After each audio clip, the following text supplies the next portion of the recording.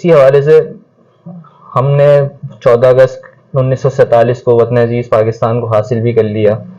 اس کے بعد ہم سے کیا کوتاہیاں ہوئیں آپ کو لگتا ہے؟ اور ابھی ہم جو کفران نعمت کر بیٹھے ہیں، تو اب پلٹنے کا کوئی راستہ آپ کو نظر آتا ہے کہ کوئی حل ایسا موجود ہے کہ ہم دوبارہ اپنے جو ہے وہ بنیاد پہ پلٹ کے واپسی جائیں؟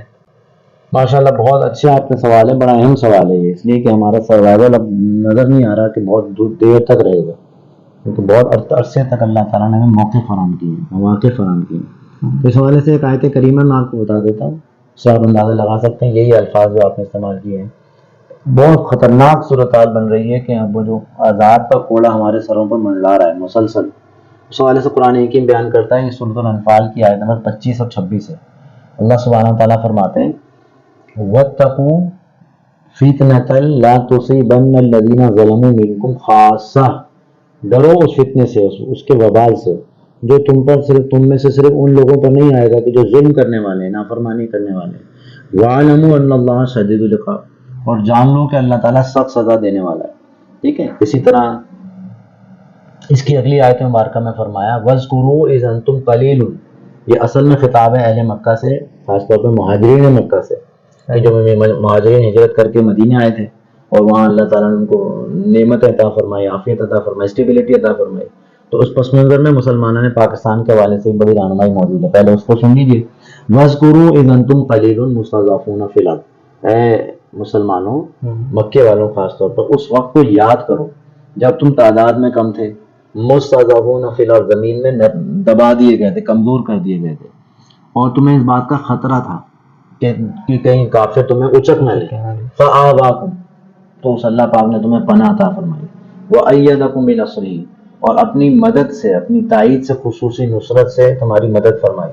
ورزقکم من الطیبات، اور تم کو پاکیزہ چیزوں میں سے رزق عطا فرمایا. لعلکم تشکرون، اور یہ سب کچھ کیوں دیا؟ تاکہ تم شکر ادا کرو. اب دیکھیں شکر کا معاملہ یہ ہے، بڑی پیاری آیت ہے، اسی سے ریلیٹ ہو رہی ہے. اللہ پاک فرماتا ہے لئن شکرتم لازیدنکم، سورہ ابراہیم کی آیت نمبر 7 ہے، 6-7 ہے. اللہ پاک فرماتا ہے لئن شکرتم لازیدنکم، اگر تم شکر کرو گے تمہیں اور نعمتیں عطا فرماؤں گا.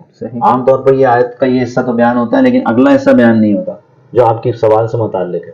وَلَئِن كَفَرْتُمْ، اور اگر تم نے کفر کیا. اب یہاں کفر سے مراد شکر کی تضاد میں، شکر سے تضاد کیا بنے گا؟ ناشکری، ناقدری، اردو میں اور ہم کہتے ہیں کفران نعمت کرنا. وَلَئِن كَفَرْتُمْ، اور اگر تم نے ناقدری کی، ناشکری کی، إِنَّ عَذَابِي لَشَدِيدٌ، یہ حصہ جو ہے نا ذرا حساس ہے پاکستان کے حوالے سے، میرا عذاب بھی بڑا شدید ہے. اب ہوا کیا؟ ابتدائی زمانے میں بالکل صحیح ڈائریکشن تھی، بہت ساری چیزیں بالکل ٹھیک جا رہی تھیں. اسلام کے نام پر قائم ہو گیا، لیاقت علی خان صاحب پرائم منسٹر بن گئے.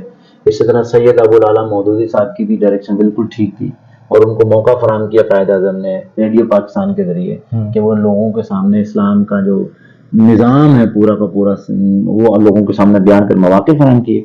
اسی طرح شبیر احمد عثمانی صاحب رحمۃ اللہ علیہ، ان کی تحریک پر 12 مارچ 1949 کو قرارداد مقاصد طے ہو گئی.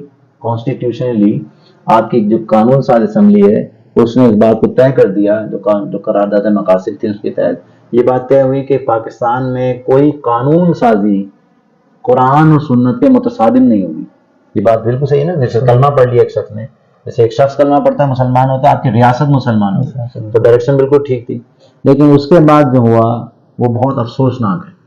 1956 میں پہلا کانسٹیٹیوشن آیا، وہ بھی بہت زیادہ اسٹیبلٹی نہیں آئی. نتیجتاً فوج کو موقع ملا، آپس کی کچھ تو خون، آپس کی ناچاکیاں. ہمارے پرائم منسٹر اتنی تیزی سے بدلتے رہے، شاید آپ پڑھیں گے تو آپ مطلب حیران بھی رہ جائیں گے، پریشان بھی ہوں گے. نہرو نے کہا تھا کہ نہرو جو پرائم منسٹر تھا ہندوستان کا، کہ میں کن لوگوں سے بات کروں پاکستان میں، وہاں پر پرائم منسٹر اتنے جلدی بدل جاتے ہیں کہ میں اپنے کپڑے نہیں بدلتا اتنی جلدی. یہ مذاق نہیں ہے، یہ سنجید کے 4 پرائم منسٹر بنے. نتیجتاً فوج کو موقع مل گیا 1959-60 میں ایوب خان صاحب کا مارشل آ گیا. تو کوئی ڈائریکشن جو بالکل صحیح چلی تھی وہ بالکل ڈی ٹریک ہو گئی، کیپچر کر لی گئی.